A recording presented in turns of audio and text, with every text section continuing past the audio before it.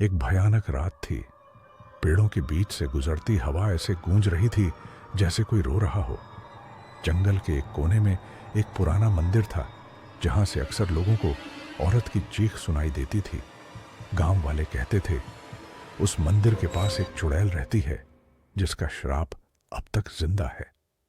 उस रात गांव में एक बड़ी शादी थी। हर जगह रोशनी थी, ढोल बज रहे थे और लोग नाच रहे थे। शादी के बाद राघव और मीना दोनों दोस्तों ने सोचा कि शॉर्टकट से घर चले जाते हैं क्योंकि सुबह होने में अभी देर थी। राघव ने कहा, यह जंगल का रास्ता छोटा है, सिर्फ 15 मिनट लगेंगे।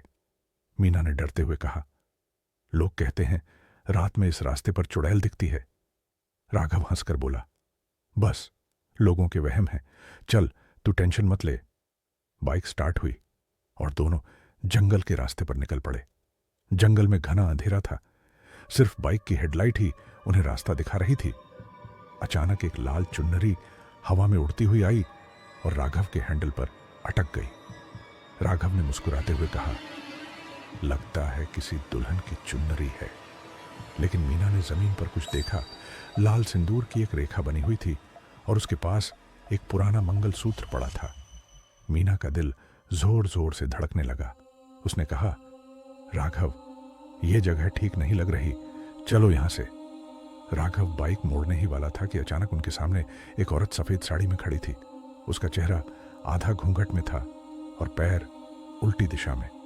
औरत धीरे से बोली, बेटा, मुझे मंदिर तक छोड़ दो।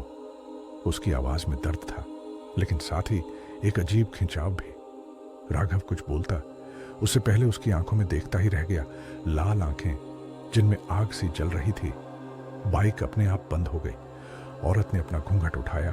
उसका चेहरा आधा जला हुआ था और मांग में सूखा हुआ खून भरा था। मीना चीख पड़ी, राघव, ये इंसान नहीं है। चुड़ैल ने अपनी नजर उन पर गाड़ दी और बोली, तुम दोनों भी दुल्हा दुल्हन हो ना? मुझे भी मेरी शादी का लहू चाहिए। उस चुड़ैल का नाम था ललिता। कई साल पहले इसी गांव में उसकी शादी होने वाली थी, लेकिन शादी के दिन उसके दूल्हे ने उसे मंडप में छोड़ दिया और कुछ लोगों ने उसे जादू टोना करने वाली कहकर मार डाला।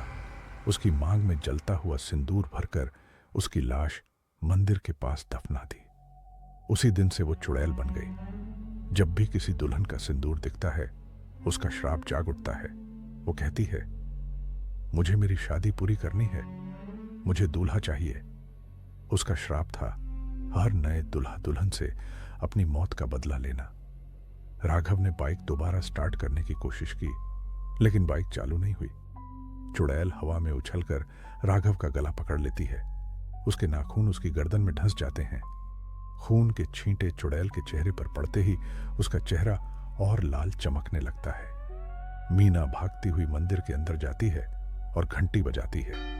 घंटी बजते ही पूरा जंगल गूंज उठता है। चुड़ैल चीख कर कहती है, मुझे मेरे सिंदूर का खून चाहिए। उसके हाथों से आग निकलने लगती है, लेकिन मंदिर की घंटी लगातार बजती रहती है। धीरे धीरे उसका शरीर धुएं में बदलने लगता है और एक भयानक चीख के साथ वो हवा में विलीन हो जाती है। सुबह होने पर लोगों ने मंदिर के पास राघव की लाश देखी। उसकी गर्दन पर अब भी चुड़ैल के हाथों के निशान थे और जमीन पर लिखा था, जिसने मेरी शादी तोड़ी, मैं उसकी जिंदगी तोड़ दूंगी। मंदिर के पास एक लाल सिंदूर भरी मांग बनी थी, बिल्कुल ताजा, जैसे किसी ने अभी अभी भरी हो। और तब से हर अमावस की रात लोग कहते हैं, सफेद साड़ी में एक औरत जंगल के रास्ते पर चलती है। उसके हाथ में फूलों का हार होता है। वो धीमे से कहती है, बेटा, मुझे मंदिर तक छोड़ दो। जो रुक जाता है वो कभी वापस नहीं आता।